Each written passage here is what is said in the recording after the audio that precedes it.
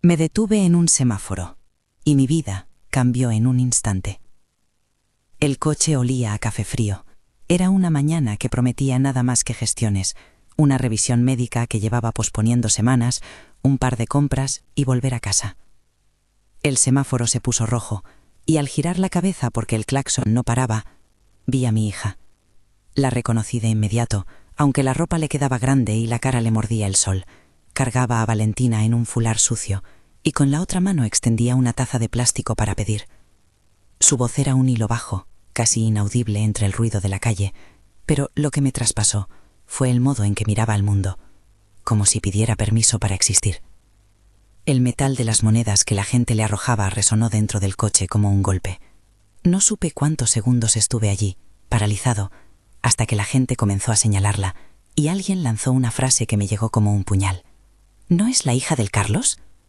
Todo se movió muy rápido después. Bajé del coche, me acerqué, y lo que pensé que sería una explicación breve se convirtió en una confesión contenida que me dejó sin respiración. «Papá», dijo ella, y su voz se me vino encima. «Me echaron de casa. Me quitaron todo. Si me llevaron a la calle sería porque…» Calló, y las palabras se le enredaron en la garganta. «¿Por qué me dijeron que si pedía ayuda se quedarían con la niña?» Prefiero no repetir palabra por palabra lo que nos dijo en aquel semáforo. Lo que cuento a partir de ahora es una mezcla de lo que escuché, de las llamadas que hice después y de mis propios recuerdos intentando ordenar la verdad. Pero quiero dejarlo claro. Fue ella quien me pidió ayuda, y su mirada no pedía compasión, pedía un salvavidas. La escena olía a asfalto caliente y a claxon. Un hombre mayor, don Roberto, dueño de la posada de la esquina, salió a comprobar y me sostuvo el brazo con la firmeza de quien conoce los dolores de la ciudad. Sofía temblaba. Valentina emitía un llanto corto, como si el bebé supiera que algo grave pasaba. La decisión no tuvo doblez. La subí al coche, junto con el carro de bebé que llevaba medio roto, una mochila con pañales tambaleándose y la taza vacía con un par de monedas. No permití explicaciones más largas en la calle. Las preguntas podían esperar. Lo primero era sacarlas de allí. Si esta historia te importa y quieres oír cómo se reconstruyó todo después de ese semáforo, suscríbete y dale like. Voy a contar cada detalle, porque hubo muchos silencios que necesitamos romper. La posada de don Roberto fue el primer refugio. Es un lugar pequeño, con habitaciones que guardan ese olor a jabón casero y pan recién hecho. Él siempre ha tenido puertas abiertas para gente que no tiene a dónde ir. Esa mañana, sin dudarlo, nos ofreció una habitación y una muda de ropa para Sofía. Ella aceptó con la timidez de quien teme estorbar. Le hablé con la voz que uso cuando quiero que mis palabras sean seguras. Coge lo que necesites, yo me encargo. Fue inevitable, mientras la ayudaba a calzar unos zapatos prestados, que vinieran recuerdos en ráfagas. La niña que me llamaba desde un cochecito, la adolescente que me pedía permiso para estudiar lejos, la mujer que se jubilaba de su propia libertad poco a poco, sin que pareciera violencia, solo correcciones y consejos envueltos en cuidado. Esa noche en la posada dormí en un sillón. No fui capaz de acostarme pensando en cómo había terminado Sofía en un semáforo pidiendo monedas. Las monedas sonaban en mi cabeza como preguntas. ¿Cómo permitieron que la despojaran? ¿Qué clase de control era ese que quitaba el pasaporte, la libreta bancaria, el teléfono cuando le convenía a alguien? ¿Cómo una madre puede temer que alzar la voz signifique perder a su hija? Los recuerdos de la relación de Sofía con Héctor fueron apareciendo en imágenes fragmentadas, pequeñas humillaciones disfrazadas de consejos, comentarios delante de la familia que minaban la confianza y la presencia insistente de Mariana, la suegra, como si su opinión tuviera más peso que la de su propia hija. No quiero hacer un juicio simplista, pero hay cosas que se ven con claridad cuando las miras de cerca. Llamadas que no devolvía, cuentas de banco a las que ya no podía acceder y firmas que ella decía haber puesto porque no tenía más opción. Recuerdo una conversación que tuve con ella, que hoy, siendo honesto, suena a recreación de lo que me dijo entre lágrimas esa primera noche en la posada. Me retuvieron el DNI, me dijeron que sin eso no podría ver a Valentina. Me cortaron el teléfono cuando intenté hablar con mi madre. Me dijeron que si me iba me quedarían sin nada. Decir que era solo maltrato emocional sería quedarme corto. Aquello tenía todas las caras del control económico. El control económico es sutil y por eso funciona. No hay más violencia que un acto público, sino una maquinaria hecha de gestos, dar pequeñas cantidades que hacen depender obligar a firmar recibos sin explicación, negar acceso a los documentos personales, mantener el miedo a perder lo esencial, en este caso lo más esencial, la nieta. He visto muchas formas de maltrato en mi vida, pero el que se enmascara de protección o ayuda duele de una forma particular. No contamos aún con la imagen completa de cómo se produjo la expulsión, pero sí con algunos indicios. Unas conversaciones guardadas en el móvil de Sofía, mensajes que ella mostró en la intimidad, eran claros en el tono. Amenazas veladas, exigencias económicas, la reiteración de que, sin colaborar, todo sería peor. Esos mensajes, le diré desde ahora, serían claves más tarde. Don Roberto no solo nos alojó, la mañana siguiente nos despertó con un tazón de leche caliente y con la promesa de ayudar. Fue él quien nos puso en contacto con Natalia, una voluntaria de un comedor social cercano que había visto a Sofía días antes. La primera vez que hablé con Natalia, la escuché con la sencillez de quien ha visto tantas historias que las cuenta sin asombro. Sin embargo, cuando describió lo que había visto en la parada de autobús, su voz se llenó de una mezcla de ira y cariño. «La vi hace 3 días», me dijo Natalia en una recreación de su relato que conservo en mi memoria como si fuera un testimonio. Estaba sola, con la bebé, y llegó un muchacho que la miró con desprecio. Me dijo: «No tengo ni para pañales». Yo le di un paquete y le pregunté si necesitaba más ayuda. Ella me miró como si le estuviera pidiendo permiso para aceptar. No aparentaba pedir, aparentaba esconderse. Natalia sería más tarde una testigo clave, no por su oratoria, sino por haber visto el patrón cotidiano, por haber registrado en su memoria la angustia silenciosa de una mujer que no quería que nadie la viera en su fragilidad. Lo que vino después fueron llamadas y más llamadas. Llamé a Tomás, un abogado que conocía de oídas y con quien había hablado tiempo atrás, porque siempre llevo en la agenda a alguien por sí, y a Daniel, un investigador privado recomendado por un vecino. Les expliqué en términos sencillos: mi hija está en la calle, la han despojado y temen quitarle la niña. Necesitamos pruebas y protección. Ambos respondieron con la calma de quien sabe que el primer paso es ordenar y no reiterar pánico. Tomás me advirtió que lo primero era asegurar la situación, que Sofía y la bebé no corrieran el riesgo de volver a quedar expuestas. Cualquier acción precipitada puede jugar en contra, me dijo en una llamada que recuerdo palabra por palabra en intención.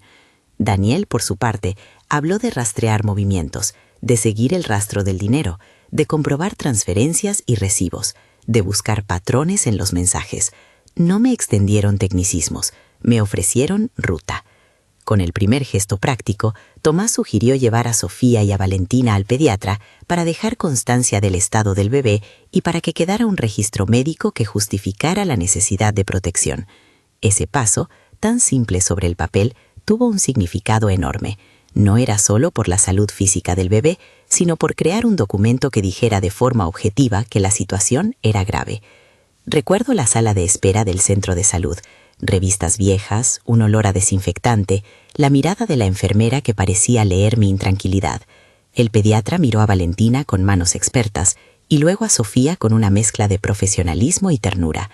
«Está bien por ahora», dijo el médico, «pero necesita seguimiento y apoyo». Esa frase se convirtió en otra evidencia que sumaríamos a la carpeta. Paralelamente, Daniel empezó a trabajar con los rastros que se encuentran en lo obvio: transferencias bancarias, recibos de pago y movimientos inusuales, además de mensajes y llamadas que podían demostrar control. No es necesario ser un experto para comprender que alguien que retiene documentación o que limita movimientos deja huellas. Cuentas a las que llegan recibos, números que aparecen en llamadas recurrentes, transferencias con conceptos extraños. Él me explicó con una metáfora que guardé. Es como seguir un río hasta encontrar la fuente. El agua lleva siempre rastros. No me dio promesas rotundas, me dio método. Al mismo tiempo, mientras armábamos la parte legal, traté de reconstituir en mi cabeza los años anteriores. La relación entre Sofía y Héctor, que al principio se presentaba como una pareja normal, fue transformándose en una relación donde las decisiones se tomaban a nombre de la familia y nadie preguntaba demasiado. Uno puede justificar muchas cosas por la costumbre. Mi marido lo hace porque quiere lo mejor. Mi madre nos ayuda. Esas frases suelen esconder estructuras de poder que terminan por dejar una sola persona aislada. Héctor tenía, según lo que supimos después, acceso a cuentas y a documentos personales. Mariana, la suegra, no se limitaba a opinar, intervenía y muchas veces avalaba decisiones que en la práctica dejaban a Sofía sin control sobre su dinero y su identidad. Ricardo, el cuñado, era la sombra que aparecía en transacciones y en comentarios en voz baja. No digo que fueran monstruos, no es mi intención demonizar. Mi intención es describir cómo el control se ejerce con normalidad hasta que llega el momento final en que el despojo es visible, una maleta en la puerta y la obligación de irse. No puedo decir con rotundidad si hubo un día en que firmó algo obligada o si fueron muchas pequeñas renuncias acumuladas. Lo que sí puedo afirmar es que cuando la encontré en el semáforo no tenía ni pasaporte ni documentos a la vista y contaba con una pequeña suma en monedas que no alcanzaba para un mes de pañales. Eso, en una palabra, es lo que llamamos violencia económica. Quitar las herramientas con las que alguien puede valerse por sí mismo. Los primeros días en la posada fueron de organizar lo mínimo: pañales, leche, ropa, dormir en una cama segura. Vamos pieza a pieza. Tomas de contacto con servicios sociales. Registro de las conversaciones que ella había mantenido. Mensajes que amenazaban con quitarle a la niña. Y las primeras imágenes que guardaríamos en un disco duro. Fotos del coche del que nos habían sacado información. Pantallazos de recibos. Mensajes que ella había guardado con la esperanza de que algún día servirían para algo. Siendo práctico, hicimos una lista sencilla de prioridades. Seguridad, salud, documentación y pruebas. La seguridad implicaba no permitir que Héctor supiera dónde se alojaba. La salud implicaba seguimiento pediátrico. La documentación, solicitar duplicados y dejar registros de la retención de documentos. Y las pruebas, recopilar todo lo que pudiera demostrar el patrón de control. Transferencias, mensajes y testigos. Fue entonces cuando apareció el primer escollo público. Alguien había grabado la escena del semáforo. No lo supimos en el mismo momento, pero llegaron mensajes con capturas, un video corto, borroso, donde se nos veía a mí acercándome a Sofía y subiéndola al coche. La grabación había comenzado a circular en grupos y en redes sociales con comentarios especulativos. Algunos veían solo la punta del iceberg y ya sentenciaban sin conocer motivos. Esa viralización inicial no nos ayudó. Nos obligó a pensar con más cautela sobre cómo manejar la información pública. Tomás me dijo, con la serenidad de quien ha visto estas cosas antes, que la estrategia era no entrar a discutir cada rumor en caliente. No respondas a todo. Lo que necesitamos es documentar y presentar pruebas, me dijo. Y eso hicimos. En lugar de contestar a ofensas o especulaciones, decidimos centrarnos en construir una cronología sólida y en consolidar testimonios que pudieran sostener una denuncia. La tentación de la réplica pública es grande, lo sé, pero la prudencia legal exige que mantengas la narrativa en el carril de la evidencia. Mientras tanto, la pequeña Valentina empezó a recobrar poco a poco su ritmo de bebé. Dormía en el mismo cuarto que Sofía, alimentándose con la calma que le proporcionaba estar en un lugar seguro. Las noches eran un examen constante de la vida. Me despertaba para poner una manta, preparar leche, comprobar que no hubiera llamadas extrañas. Cada ruido fuera de la posada me obligaba a controlar el teléfono con la mano temblorosa, esperando que no fuera Héctor, ni alguien que quisiera amedrentarnos. Una tarde, Daniel me dio la noticia que nos hizo sentir que por fin teníamos algo tangible. Había rastro de transferencias que correspondían a ciertos pagos que, según las fechas y los conceptos, parecían más una estrategia de dependencia que un intercambio justo. Lo explico con palabras que él usó y que aún recuerdo. Son pequeñas cantidades enviadas en momentos claves, pero con una constancia que indica control. No entró en tecnicismos, me mostró huellas y me dijo, si logramos correlacionar eso con mensajes y con testimonios, tendremos un caso coherente. Esa coherencia fue el que nos dio la fuerza para planear con más seguridad. Decidimos entonces empezar a convocar testigos de manera ordenada. Natalia por haber visto a Sofía pidiendo y por conocer sus necesidades, don Roberto por brindarnos refugio y por haber atestiguado las primeras horas de la crisis, y algunos vecinos que habían visto movimientos extraños en la casa de la pareja. Cada testimonio serviría para completar la foto de lo que se había vivido. No había una sola prueba cinematográfica, había muchas piezas pequeñas que juntas forman un tablero. Antes de dar el siguiente paso, había algo que me pesaba, la vergüenza de mi hija. Ella no quería que nadie supiera de su debilidad. Entendí entonces que parte de nuestra tarea sería reconstruir su dignidad. No se trataba solo de sacarla de una situación materialmente mala, sino de ayudarla a recuperar la confianza en sí misma. Los primeros ejercicios fueron mínimos. Dejar que ella tomara decisiones sobre su ropa, sobre la hora en que recibiría visitas, permitir que fijara límites en las conversaciones. Eran cosas pequeñas que le devolvían agencia. Un día, mientras organizábamos los documentos en el salón de la posada, Sofía me habló con una honestidad que traspasó cualquier trámite. Es mi deber decir que lo que sigue es una recreación basada en lo que me contó, no una transcripción literal. Papá, todo empezó a ser normal y luego ya no. Te convencen de que no sabes, de que no puedes, y al final ni siquiera preguntas por ti misma. Tenía miedo de que si decía algo me quitaran a Valentina. Me miró con una mezcla de tristeza y determinación que me enseñó que a pesar de todo, había fuerzas dentro de ella para reconstruirse. Las conversaciones con Tomás y Daniel pasaban de lo operativo a lo estratégico. Necesitábamos un plan para forzar que la evidencia saliera a la luz, sin poner en riesgo a Sofía ni a la bebé.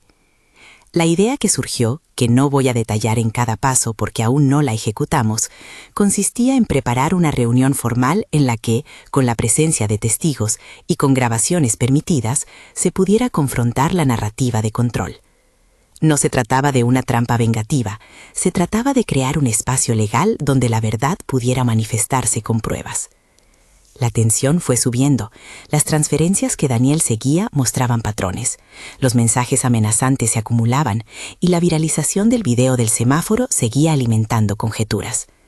El problema mayor era que la opinión pública era un elemento imprevisible. Podía ayudar o podía arruinar la estrategia si hablábamos sin estructura. Por eso, en aquella fase, la prudencia era el valor más necesario. Hasta aquí las piezas principales que armamos en los primeros días. Refugio, pruebas iniciales, testigos y plan. Pero la historia no había terminado y el momento decisivo aún no había llegado. Lo que sí quedó claro desde el principio es que la vergüenza no podía ser la cadena que siguiera atando a mi hija, que actuar con cabeza es actuar con amor y que la justicia, muchas veces, se construye a base de paciencia y de pasos medidos. Lo que sucedió a continuación cambió la perspectiva de todos nosotros. Pero antes de contarlo, necesito explicar el último hallazgo que cerró la primera fase de trabajo. Una grabación, según Daniel, captaba una conversación de la suegra, en la que se insinuaban coacciones.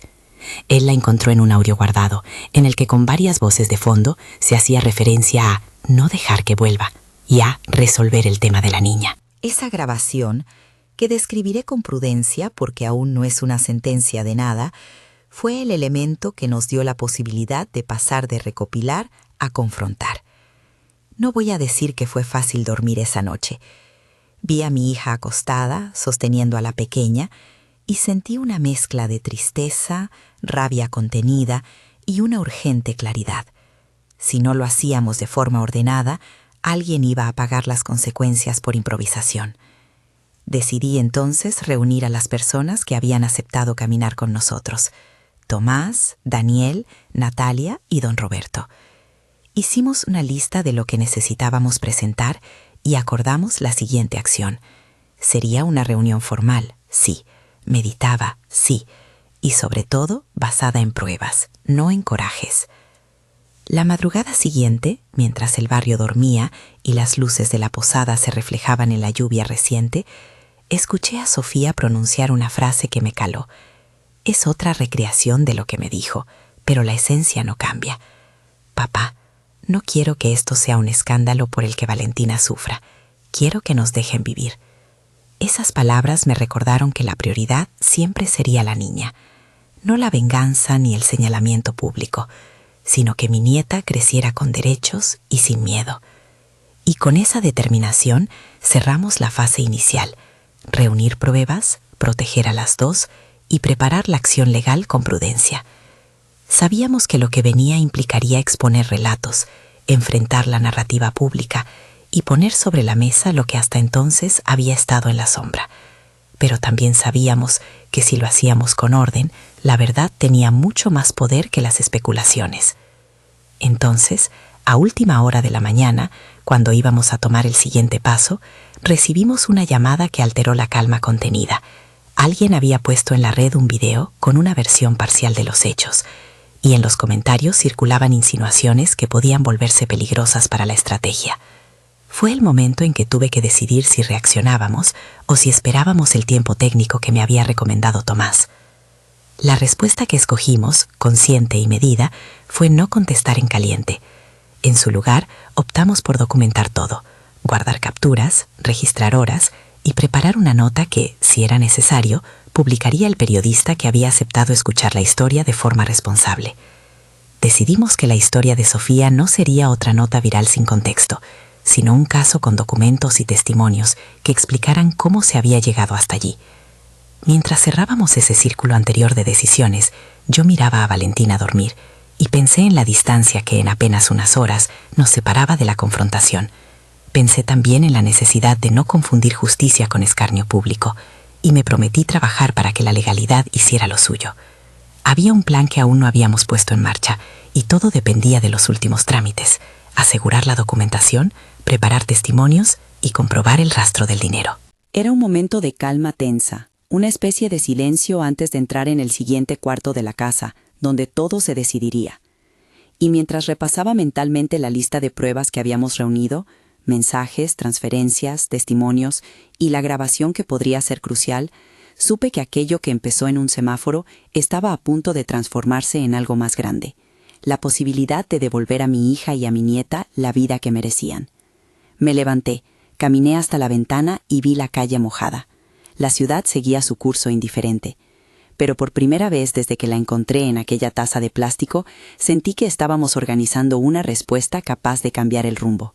Teníamos aliados, pruebas y una dirección clara. Lo que no sabía era cómo reaccionaría la otra parte cuando sintiera que la cerrábamos el paso. Y ahí fue donde, por primera vez en muchos días, el miedo dejó sitio a una esperanza trabajada. La esperanza de que la verdad, cuando está bien documentada, tiene fuerza suficiente para abrir puertas que antes parecían cerradas. Por la mañana siguiente al silencio tenso, volvimos a ponernos en marcha con una claridad que no habíamos tenido antes. Cada prueba, por pequeña que pareciera, era un ladrillo para levantar un refugio legal alrededor de Sofía y de Valentina. Lo que antes eran murmullos en una habitación se convirtió en tareas concretas. Lo que antes era vergüenza se convirtió en deber. Esa transformación, para mí, fue tan urgente como necesaria. Empezamos por ordenar todo el material.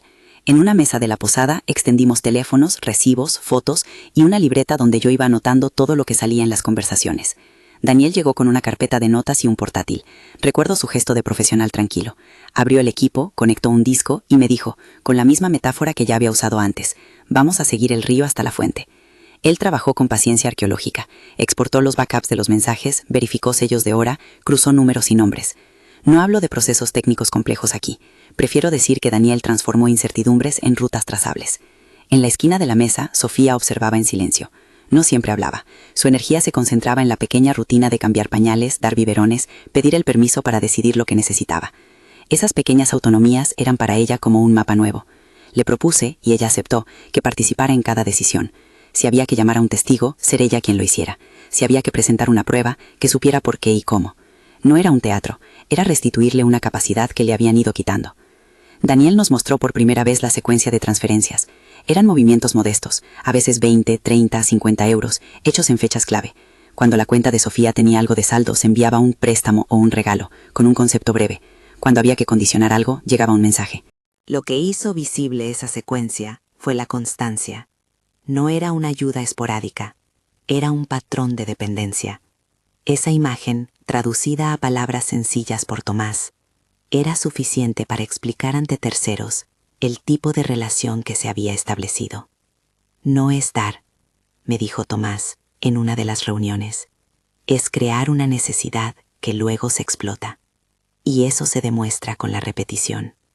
Decidimos entonces planear la mediación con cuidado.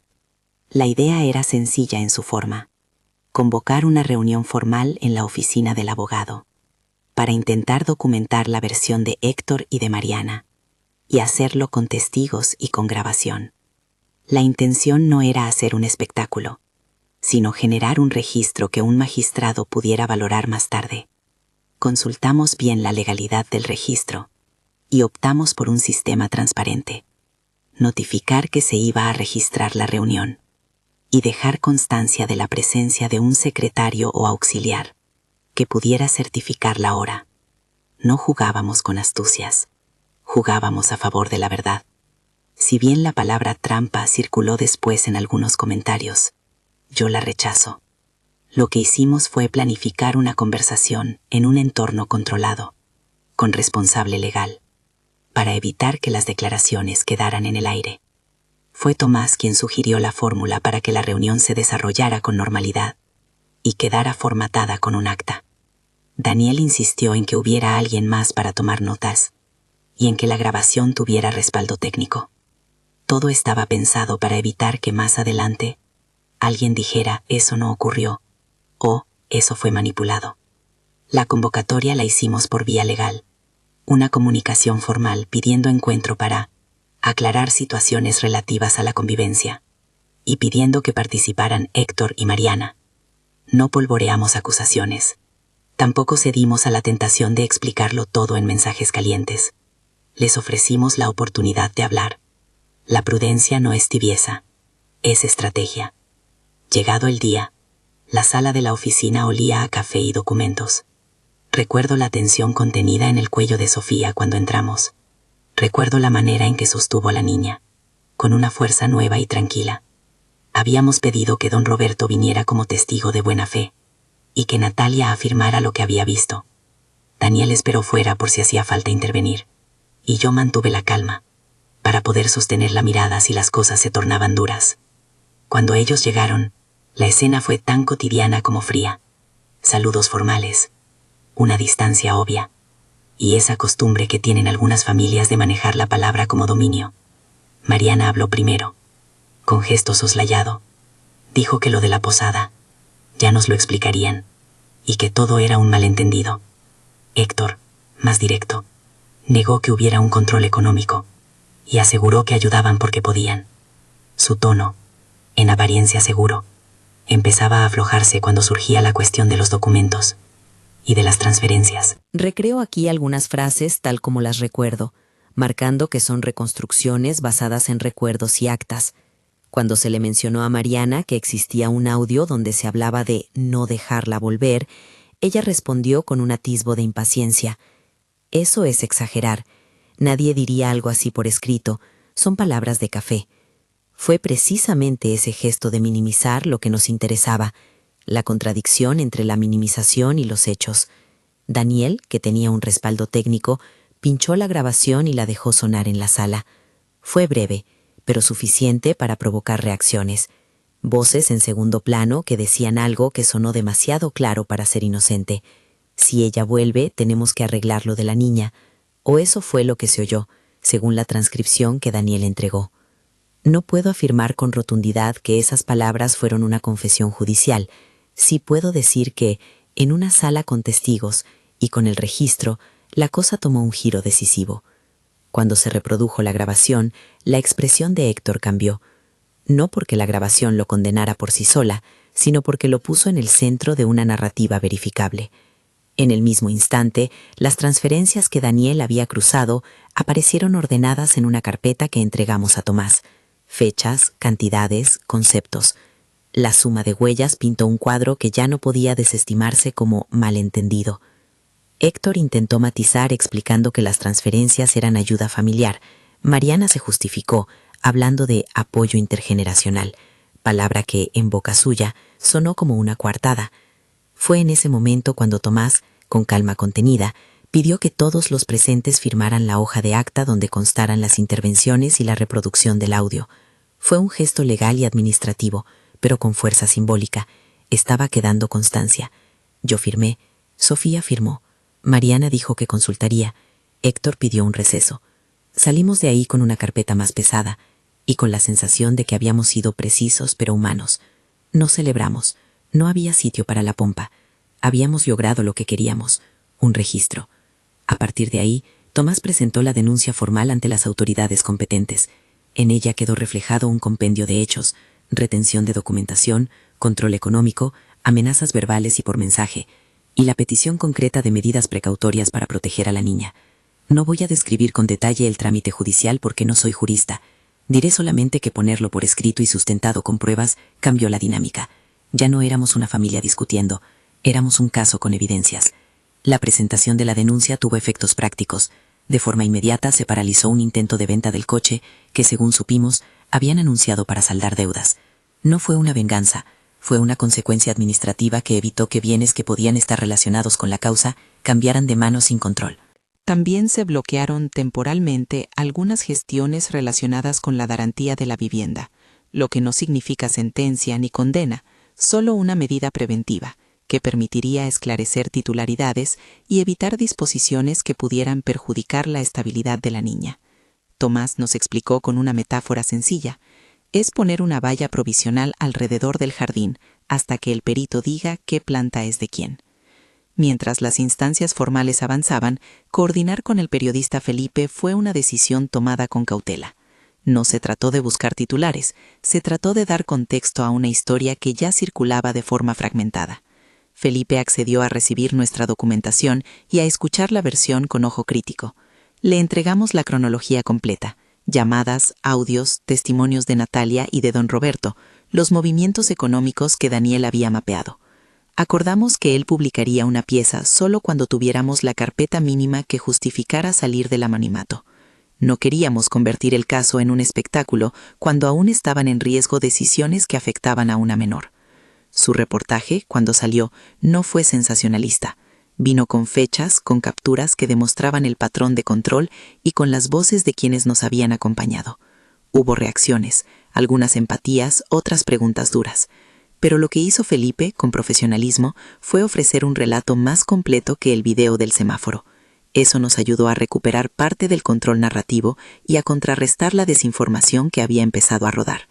No todo fue sencillo. Hubo un día en que la tensión escaló de forma inesperada. Llegaron mensajes con tono intimidatorio, llamadas anónimas al número de la posada, presión en redes con insinuaciones que buscaban deslegitimar la historia. Tomás me insistió entonces en lo que había dicho al principio: no entrar a discutir en caliente. Ordenamos guardar cada captura, cada enlace, cada insulto. Todo quedaría como evidencia. Si reaccionábamos impulsivamente, corríamos el riesgo de perder la fuerza probatoria de nuestro trabajo. Esa disciplina, a veces fría, fue la que nos permitió sostener un proyecto que combinaba prudencia legal con urgencia humana. En paralelo con lo legal, trabajé con Sofía en un plan de reconstrucción personal.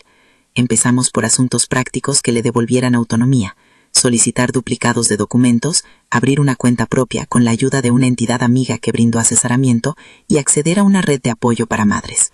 Don Roberto, sin demasiadas fanfarrias, le ofreció un trabajo parcial en la posada: cocinar en guardias, atender mesas, ayudar en la limpieza. No era un empleo glamuroso, era una vía de ingresos estable y, lo más importante, la oportunidad de comenzar a recibir dinero directamente. Aceptó con cautela. Para ella ese pequeño salario fue más que dinero, fue una comprobación de que podía sostenerse. Los pasos terapéuticos también fueron básicos y fundamentales. Conseguimos un profesional que trabajara con Sofía en torno al trauma y a la vergüenza, y otro que diera la pauta sobre crianza en contexto de recuperación. Al principio las sesiones fueron cortas, con pausas, como quien se asoma al agua fría.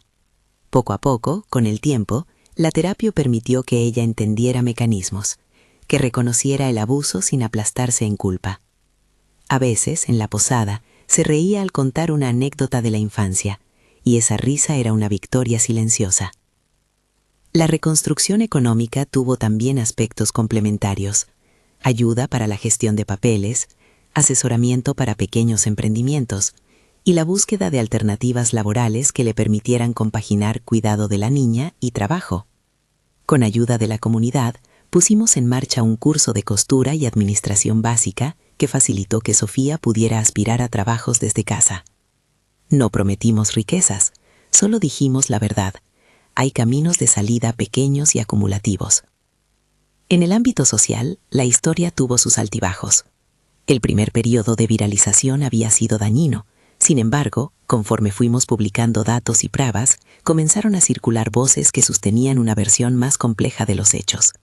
Algunas personas pidieron disculpas en los comentarios, otras, con poca humildad, dijeron que habían juzgado pronto.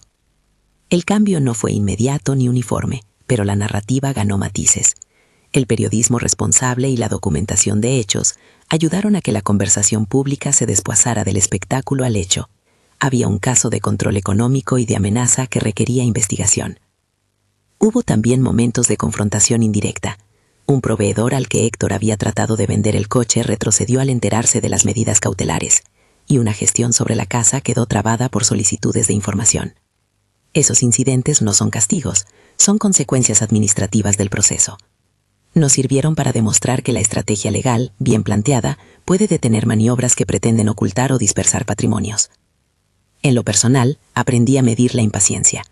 Hay días en que la justicia parece lenta y otras en que se hacen visibles pequeños alivios. En una de esas tardes me sorprendió una llamada de un funcionario que decía que se había solicitado el aseguramiento de bienes a modo preventivo. Me sentí aliviado, aunque consciente de que una medida preventiva no es una sentencia ni una reparación completa. Es, eso sí, un respiro para la niña y para la mujer que comenzó a recuperar su voz. Lo que más me conmovió, no obstante, fueron los pequeños gestos de normalidad que volvieron a la vida de Sofía y Valentina. El primer paseo largo por un parque fue una victoria. Ver a Sofía empujar el coche con una tranquilidad que no conocía desde hacía meses me dio la sensación de que algo de la normalidad que le habían arrebatado volvía a aparecer. Enseñarle a leer un extracto bancario básico, celebrarlo. Acompañarla a la oficina para solicitar copias de documentos, celebrar eso también. Las victorias más significativas fueron las que no parecían noticias en un periódico. Una tarde en la que Sofía llamó a su madre sin temor y habló. Una noche en la que Valentina durmió sin sobresaltarse. Una mañana en que Sofía repasó su currículum y lo mejoró con orgullo. Por supuesto, el camino no estuvo libre de recaídas. Hubo días oscuros en los que la vergüenza reaparecía. Hubo noches en que le temblaban las manos al ver su teléfono. Pero no era la misma mujer que yo encontré en el semáforo. Entonces la veía como alguien en el borde de la desaparición. Hoy la veía recomponerse, trozo a trozo, con pausas y silencios que ya sabíamos gestionar. Hubo también episodios de justicia social que me enseñaron a no confundirme. La exposición pública sin base puede destruir reputaciones, pero la verdad documentada tiene una fuerza que las especulaciones no alcanzan. El reportaje de Felipe, acompañado de pruebas, ayudó a que algunas voces que antes la señalaban empezaran a cuestionarse. No celebro la caída de nadie, celebro que un relato honesto recupere la dignidad de quienes habían sido silenciados.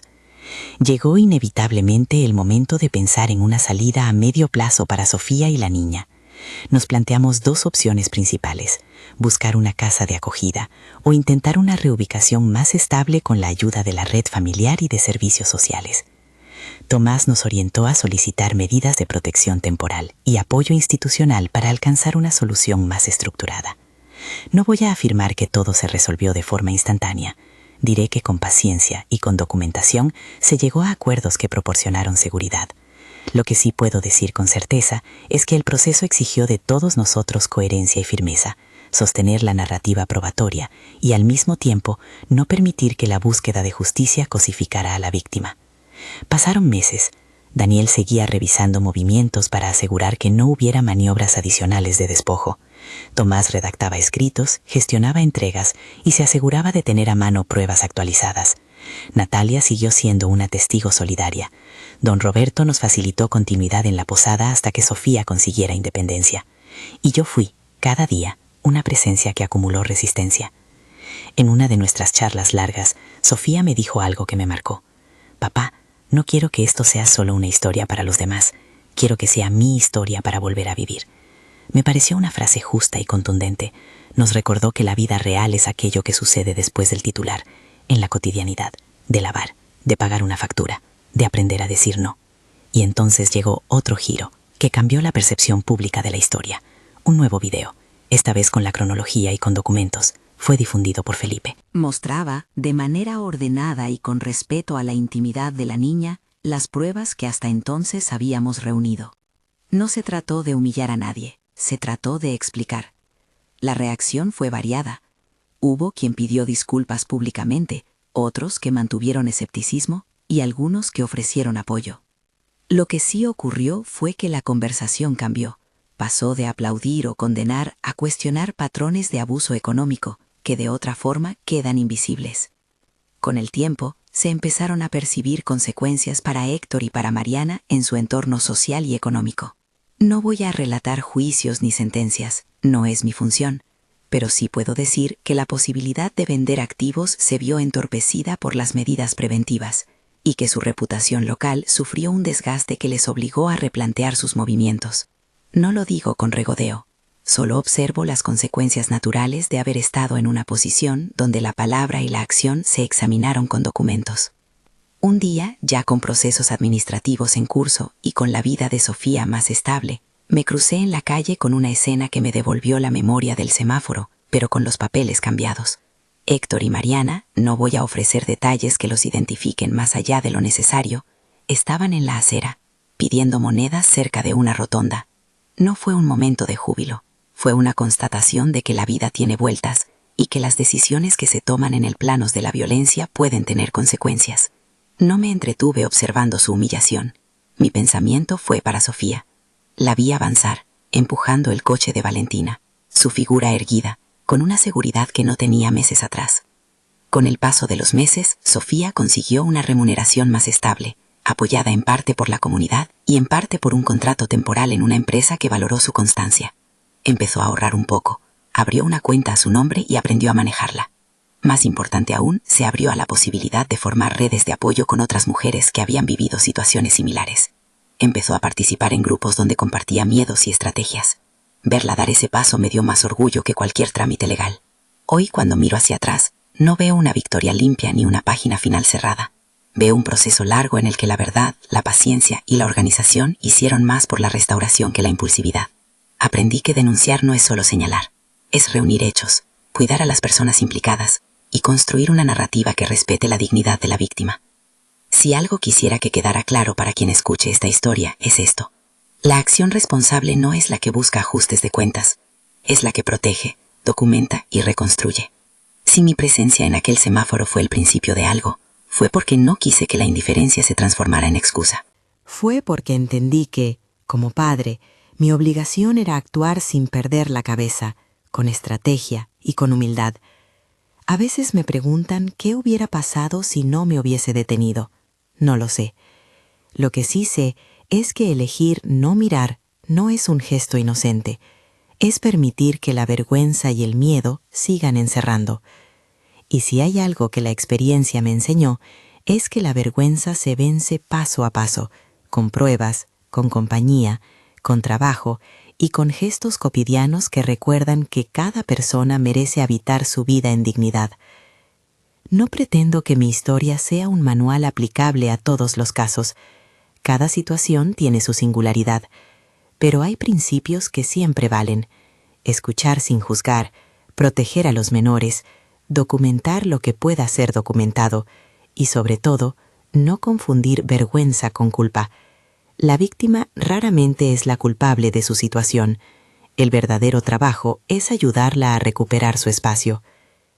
La última imagen que guardo en mi memoria y que me acompaña cuando camino por la ciudad es la del mismo semáforo donde la encontré. Esta vez la escena era otra. Sofía cruzando la calle, Valentina en su cochecito y ella sonriendo sin apresuramientos. Al otro lado, un par de figuras que apenas pedían y que parecían marcadas por el peso de sus propias decisiones y tal vez por la falta de redes. Me detuve un instante, como quien cierra un círculo, y pensé en la fragilidad humana y en la posibilidad de reparación. No sentí revancha, sentí alivio. La diferencia entre aquel día y aquel instante no era solo legal o social, era la recuperación de un vínculo esencial, la confianza en que la vida puede recomponerse. Te preguntarás qué quedará de todo esto. Quedó algo tangible y muchas cosas invisibles, documentos, testimonios, audios, y también fueron quedando la calma de las noches, el sueño reparador de la niña, la capacidad de Sofía para decir esto me hace daño y actuar. Eso es, para mí, la verdadera restitución. Si llegaste hasta aquí y esta historia te impactó, me gustaría saber tu opinión. ¿Qué habrías hecho tú en mi lugar? Déjalo en los comentarios. Comparte este relato con quien creas que lo necesita y suscríbete para escuchar más historias reales de lucha y justicia. Muchas gracias por acompañarnos en este camino.